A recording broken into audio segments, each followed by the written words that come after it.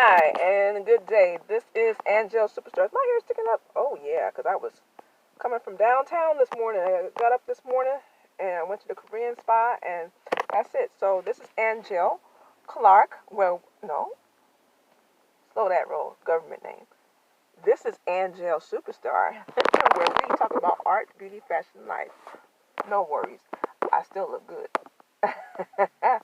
I am going to talk about today about some um, I don't want to say names because I haven't asked for their permission, but there's a lot of designers that I really, and here in LA that I really work closely with, and um, um, just black business in general. Um, this is the channel where we talk about art, beauty, fashion, life, right? So I always try to give you something that's inspirational, uplifting, and stuff, and while you're doing your dream. And so us dreamers and creatives have to have an outlet to do what we do because otherwise I'm waiting for my client too because I'm at the salon. I got a little bit of time to do this, so hear me out. As creatives, we have to have an outlet to show what we can do. And as consumers, a lot of you guys are just like, I've heard some really bad things about why women don't support women. We hardly compliment each other. But in particular, POCs, people of color, we don't compliment each other. And more and specifically, um, African American women, we don't express our gratitude for each other's beauty and style, and we'll look each other up and down, and then we won't say anything, knowing that that person looks good, knowing that person has a gift, knowing that person has a lot of swag and charm and valor and all that stuff, and we won't say anything. Now you're not fishing for compliments. That's not what I'm trying to say. Here's what I mean. It takes nothing to compliment another person. It takes a little bit of faith to support a person in their business. Because once you get out here in business, you have to have people to promote your business, support your business, and generate more people to come to your business. Now, certain things we just don't do. We don't go to the people, uh, you know, as a whole for our hair. But we'll definitely go away and spend our money in other places when it comes to clothing, makeup, nails. And we got some bomb people that can do it, that are really doing what they do. When they say, well, I don't support them because they're so expensive, or they don't come on time, or they charge too much, or I feel like that this designer has more prestige and they have more of a heritage to their brand. Well, how can you expect for this designer that's growing up in the business, in the industry, to get a heritage if you don't necessarily support them? Now, I found out that a lot of the designers that we acclaim and we hold to high regard, they started from humble beginnings too. And if you read up on some of them who aren't in your area, who are on Rodale Drive and in Paris and all this other stuff, you'll read that they had to have somewhere to start. They didn't just start at the top. No. And you don't want to blow up so fast where you just explode and you can't handle the the blessing. But at the same time, as creatives, there there needs to be a balance of what's coming in my head and what's selling out of my hand. Okay? And I'm not just talking about me. I'm talking about a lot of designers out here are doing it.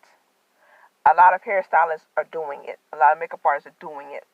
So, um, my thing today is just give somebody some support. You know, somebody starts a business, you make sure, like if you get an email from them, then you'll put them on block. Like, why? You know, they're promoting their business.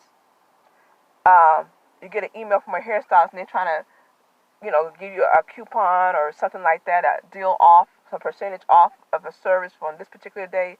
You will not support them. You'll go out of your way to not support them. That's really, really, really sad. And that's, you know what that is? That's self-hate. That's self-hate. That just goes to show that we esteem more people in other areas. Okay, I'm being polite with my talk because I can, um, but maybe I shouldn't be polite because then maybe you'll get it. Um, we'll go to other areas and spend our money. Do you know that in the Jewish community, the dollar it makes a revolution of 35 times before it leaves the area? In the black community, maybe 12 times. And we're quick to spend our money with other people who don't like us or follow yourself around and won't even say thank you, won't even allow you to put the money in their hand. They'll put the money on the counter. And we'll say, oh, thank you. Thank you very much. That's crazy. Because you work hard, right? You work hard. You know, you're not stupid. Some of you guys that follow me are very affluent. But yet and still, you'll bow down to this this ratty service. And it's like the minute that somebody else that looks like you get in business, you got everything to find that's wrong and will not support. That's self-hate. You know what else is we talk about crime in our communities and stuff. But what really is a crime is the social economic thing that we do to each other because we don't support each other. How can I expand my business if you're not even coming into my business to help me expand? Okay, then I can't get a loan with my good credit. You won't even give a person an angel benefit because a lot of you guys have been so blessed. You understand what I'm saying?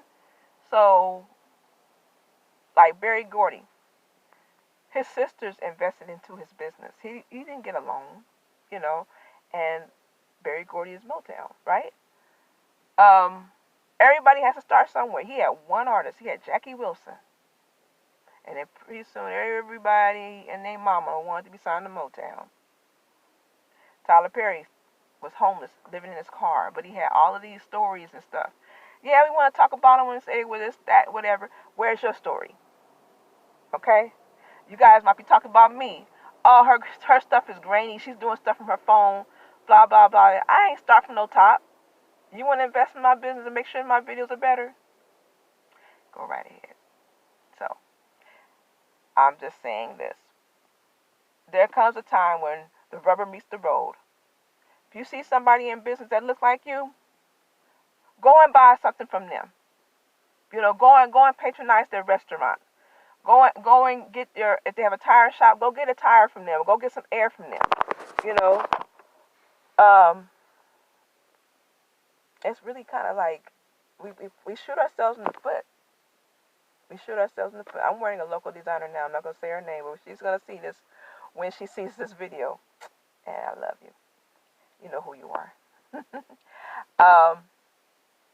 Oh, let me tell you something about this jacket. I was in the store one day, and I complimented this lady on this jacket. This lady gave this to me, so of course I washed it and everything. It was so unusual, but I learned that she was from Africa, so somewhere in Kenya, and when you compliment them, they have to give you the article. I was hesitant at first. I was like, okay, all this thing ran through my mind. I'm like, no, if I block her blessings, then what? We have to kind of show unity between African Americans and Africans. We're too much divided. We're too much divided, and we need each other. Okay, I'm gonna say this too. Okay, how can I pose this? There are too many people that we're too divided. Don't you know that you're needed? You're needed. The businessman is needed. The consumer is needed. The creative is needed. We all need each other, right? We don't support each other, but we fail to realize that we need each other. See, what Black Wall Street was amazing. Look that up. It's an amazing story.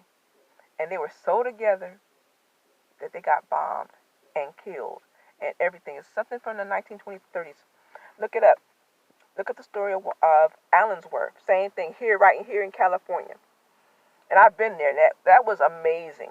That was really, really amazing. Same story. I think the original Black Wall Street was in either um, Tennessee or Oklahoma.